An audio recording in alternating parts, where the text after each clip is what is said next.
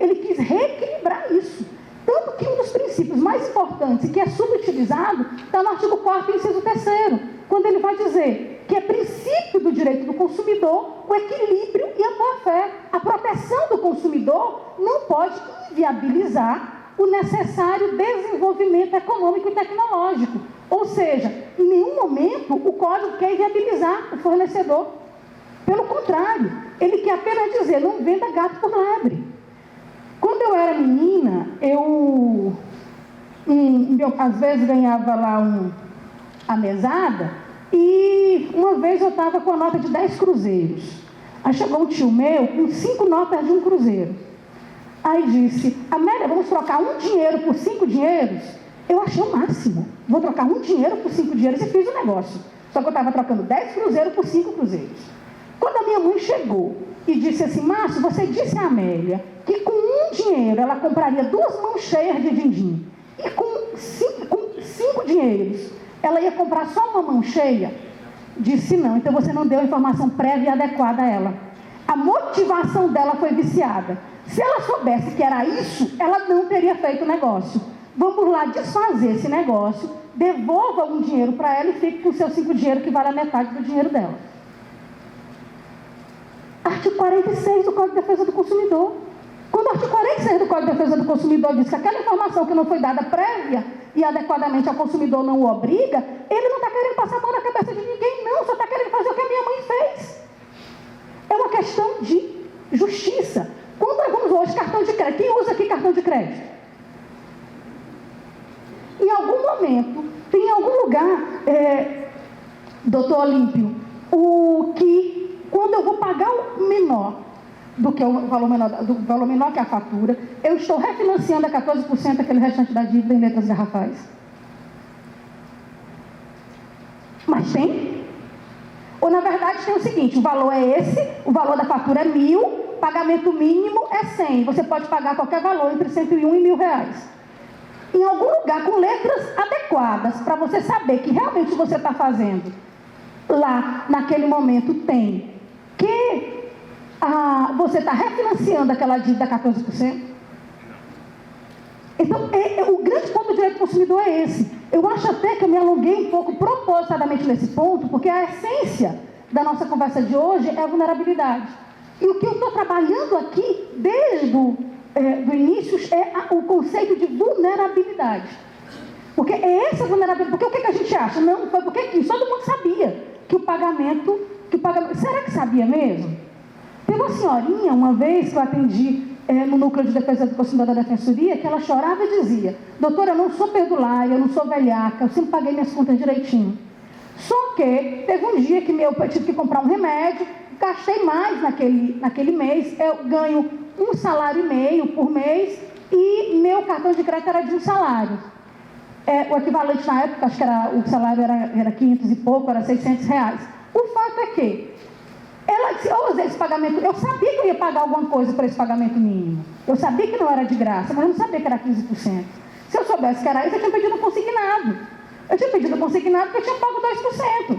Aí quando a gente vai questionar isso, diz, não, o sobreendividamento quer proteger o velhaco, quer proteger a inadimplência, não é isso. Então essa compreensão do direito do consumidor, ela precisa dialogar com o direito administrativo. E como certamente a professora Rita vai conversar com vocês logo mais, o direito administrativo ele parte de uma premissa completamente diferente da premissa do direito do consumidor. Então, nesse ponto, e isso tem várias consequências. Essas consequências, elas são inúmeras. A primeira delas é uma decisão recente, só me engano, de 2014, do ministro Erma Benjamin, do STJ, porque nós sabemos que no STJ a primeira sessão trata de direito público, a segunda sessão trata de direito privado. Então, quando envolve serviço público e direito do consumidor, de quem é a competência? A competência é da primeira sessão ou é da segunda sessão? Então, essa é uma decisão bem interessante, onde ela vai nos mostrar justamente que o ministro Erma Benjamin enfrenta essas questões e ele vai colocar justamente que, no caso concreto, o debate gira precisamente em torno da inadequação do serviço público prestado pela companhia, que na condição de concessionária fornecimento de água sujeitos ao regramento estabelecido pela Lei 8987 de 95, que não se limita a disciplinar a relação jurídica mantida entre o poder concedente e a concessionária, mas também se dedica à tutela do usuário. Mas, por outro lado, existe a aplicação do Código de Defesa do Consumidor aos litígios entre usuários e concessionárias, conforme já admite de uma forma consolidada a jurisprudência do STJ. E ele decide, a partir daí, que o próprio Estatuto Consumerista traz esses regramentos especiais, de modo que se reconhecer uma prevalência do interesse público, de modo a que os litígios entre usuário e concessionária de serviço, eles passem a ser admitidos e trabalhados pela primeira seção. Então, tem algumas questões extremamente sutis que podem partir a partir daí. Então, o interesse público, mas o interesse público de quem? O interesse público do Estado ou o interesse público em proteger a coletividade? Ou a obrigação? E aqui é mais uma pergunta, professora Rita, do que uma afirmação. A partir do momento que nós temos uma Constituição que preza pelo interesse público, preza pelo interesse da coletividade, coloca a dignidade da pessoa humana no centro. Nós temos o direito do consumidor, que está no artigo 5º, cláusula pétrea, artigo 5º, inciso 32, e que coloca que essa defesa do consumidor, ela é prioritária, tanto que no ADCT ele colocou prazo, colocou a defesa do consumidor no artigo 175.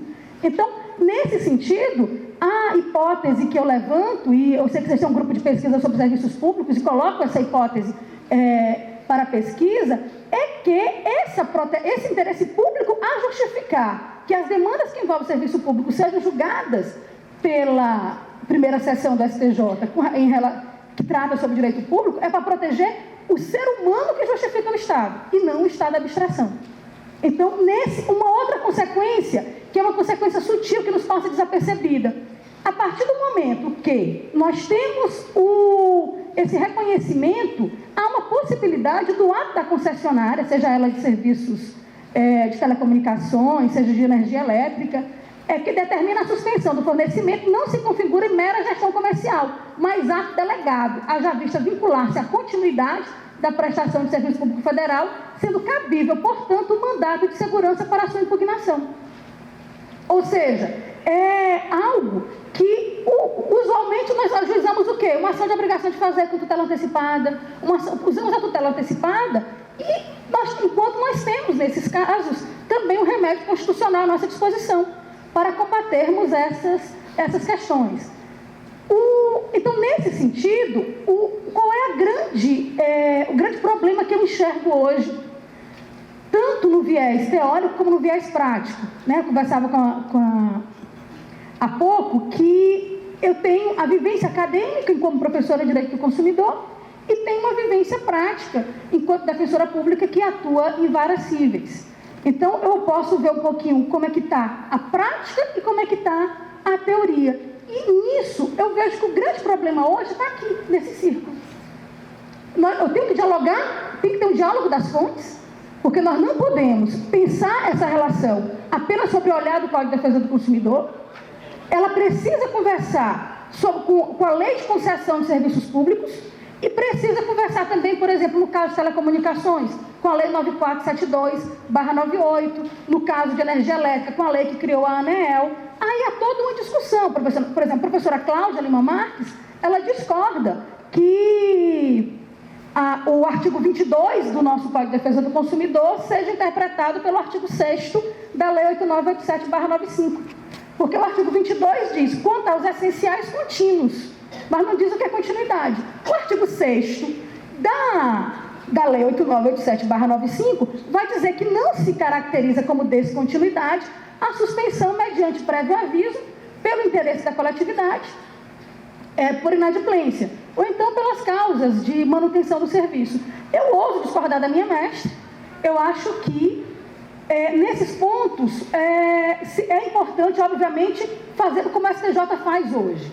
Hoje, embora se admita a suspensão por inadimplência, mediante o prévio aviso, se tem toda uma série de exceções de acordo com a vulnerabilidade. Por exemplo, se tem uma pessoa eletrodependente, que ela precisa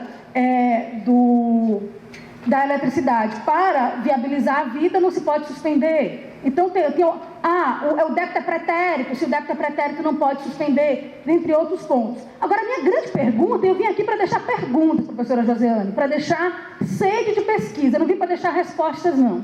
Porque quanto mais a gente estuda, mais a gente sabe que a gente não sabe nada. Seria o usuário de serviço público um consumidor hipervulnerável?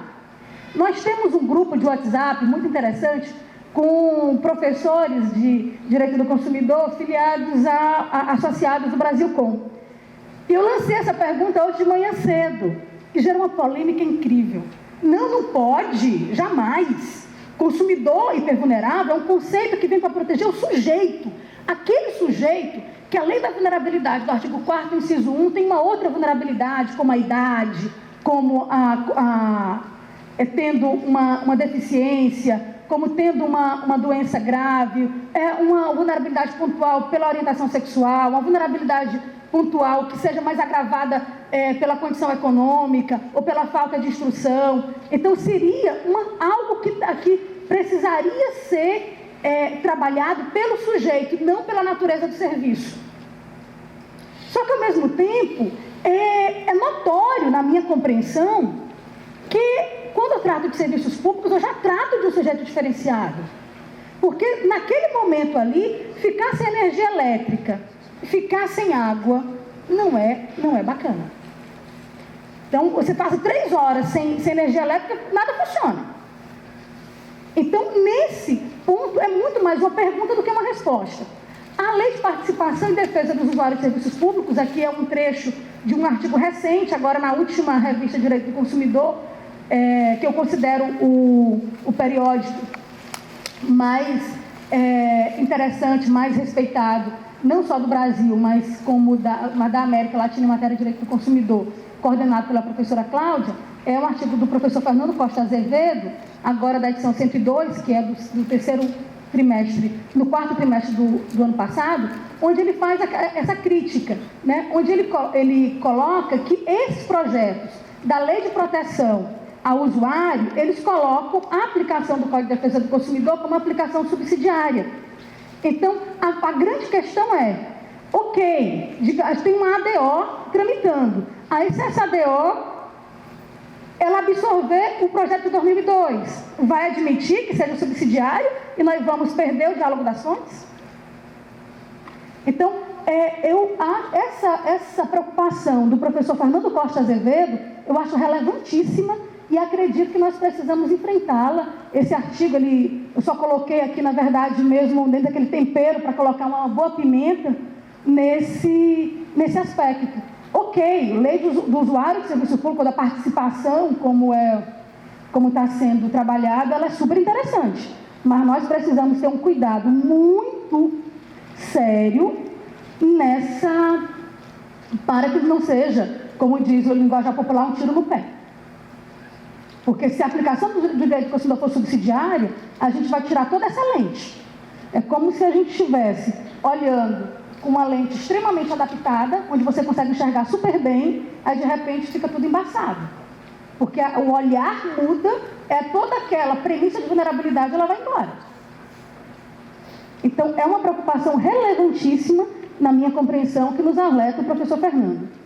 Uma outra questão de ordem prática, quando nós falamos em exercício do direito do consumidor, do direito do consumidor usuário, em relação a serviços públicos, é com relação à produção da prova. Eu atuei recentemente em um caso de uma senhora que teve uma baixa de energia elétrica em um bairro de classe média baixa de Fortaleza. Ela perdeu alguns equipamentos e toda a tese da defesa foi no sentido de que no nossos registros não consta apagão por lá. E ela tem o depoimento do vizinho dela que também sofreu apagão, também sofreu a queda de energia elétrica. Então, só aquela prova unilateral ela vale? Como é que eu vou fazer essa prova depois? Apenas como testemunha? Nós sabemos que apenas a prova testemunhal também é uma prova fraca, porque nós queremos justiça, não queremos aproveitamento. Então, essa questão da produção da prova é algo extremamente... Agora, também, como é que ele vai provar que ele que de fato não aconteceu aquela baixa da energia elétrica naquele momento? Então, são várias perguntas que temos que responder. Eu acredito, eu conversava com a Martinha há pouco, que justamente quando que a gente precisa estudar mais o direito do consumidor, é uma análise empírica, mas eu trabalho em 2 varas cíveis hoje, eu acredito que 50% dos processos que eu examino são relativos ao direito do consumidor. Então, a questão da produção da prova. Assim que cheguei em uma das varas, nós tínhamos um processo de aproximadamente 700 páginas, tramitando há muito tempo, discutindo produção de prova. Só que era um caso de fato do serviço. Era um caso de uma senhora que não reconhecia a assinatura dela em um contrato. Então, e a discussão era, primeiro foi se cabia a inversão do ônus da prova, depois se a inversão do ônus da prova significava o pagamento da perícia. Eu sei que estava uma discussão danada, eu digo, gente, para um pouquinho. Isso é fato do serviço. Fato do serviço, o STJ já decidiu que é a inversão legal do ônus da prova. Artigo 14, parágrafo 3º. O fornecedor só não será responsabilizado se ele provar que não prestou o serviço, que prestou o serviço, o defeito não existe, ou a culpa é exclusiva de consumidor de terceiro. Então, para que a gente está discutindo isso? Vamos reconhecer que é fato do serviço, reconhecer a inversão legal do ônus da prova julgado. Agora, isso vem do... Por que vem essa dificuldade? Dificuldade de absoluta boa-fé, pela nossa formação. A nossa formação passa ainda, em muitos casos, o direito do consumidor como disciplina optativa. Enquanto o direito do consumidor precisa ser uma disciplina obrigatória. Aí nós temos, o que é conhecido? A inversão judicial do ônus da prova do artigo 6º, inciso 8º. Quando a gente pergunta qual é o artigo da inversão, é o artigo 6º.